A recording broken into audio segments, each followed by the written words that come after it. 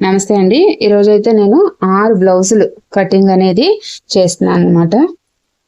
చూసారా, 6 బ్లౌజులు కటింగ్ అనేది లైనింగ్స్ అన్నమాట. లైనింగ్స్ కట్ చేసేసి తర్వాత నేను మెయిన్ పెట్టి కట్ చేస్తాను. విధంగా ఎల్ స్కేల్ యూజ్ చేస్తానండి. దీని ద్వారా ఏంటంటే మనకి కరెక్ట్ ఈ ఎడ్జ్కి ఇలా పెట్టామంటే మనకి ఇటు సైడ్ కరెక్ట్ గా ఎడ్జెస్ అనేవి మార్క్ అయిపోతాయి అనమాట. అందుకని ఎల్ స్కేల్ యూజ్ చేస్తాను. ఇదిగోండి, ఈ విధంగా బ్యాక్ పార్ట్ అనేది డ్రా చేసేస్తున్నాను. నేను ఎక్కువ స్క్వేర్ షేప్స్ వేసుకుంటాను రౌండ్ కన్నా. ఈ విధంగా నా మెజర్మెంట్స్ అనమాట. ఇలాగనేది డ్రా చేసేసాను. ఇప్పుడు కట్ చేస్తాను. ఇదిగోండి, ఈ విధంగా 6 బ్లౌజ్ పీసెస్ అనేవి కట్ చేసేసాను. బ్యాక్ పార్ట్ అనేది ఈ విధంగా కట్ చేసుకున్నాను. ఇప్పుడు వచ్చేసి ఫ్రంట్ పార్ట్ కట్ చేస్తా.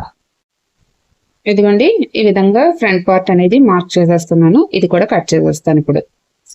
ఇదిగోండి, 6 బ్లౌజెస్ ఫ్రంట్ అనేది కట్ చేస్తాను. ఇప్పుడు హ్యాండ్స్ కట్ చేస్తాను. హ్యాండ్స్ కి ప్లేస్ ఉంది కాబట్టి నాకు సరిపోతుంది. నేను 1 మీటర్ తీసుకుంటానండి ఎప్పుడు కూడా లైనింగ్. అందుకని నాకు కరెక్ట్ గా ఉంటుంది అనమాట. నేను 80 తీసుకున్నాను అనుకోండి, అది నీటిలో తడిపెట్టడం మళ్ళీ షింక్ అయిపోతుంది. అది ఎక్కువ జాయింట్స్ పడతాయి అనమాట. అది నాకు కొంచెం ఇబ్బంది అనిపించి నేను 1 మీటర్ తీసేసుకుంటాను. ఇదిగోండి, హ్యాండ్స్ అనేది మార్కింగ్ చేసుకున్నాను. అయితే బ్లౌజ్ పీసెస్ లో కొన్ని లైనింగ్లు ఎగుడు దిగుడు ఉన్నాయి. అందుకే 2 పీసెస్ కట్ చేద్దామని, ఎందుకంటే ఒకటి ఎక్కువ తక్కువ ఉందని చెప్పేసి హ్యాండ్స్ అనేవి ఇలా డ్రా చేసేసుకున్నాను. కట్ చేస్తాను.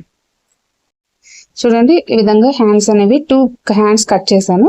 ఈజీ మెజర్మెంట్ పెట్టి మిగతా కూడా అదే సేమ్ అనేది కట్ చేసుకుంటే సరిపోతుంది. ఈజీగా అయిపోతుంది మన పని. చూడండి, బెల్ట్లు అనేవి కట్ చేస్తాను. ఈ విధంగా 6 కూడా కట్ చేసి ఉంచాను.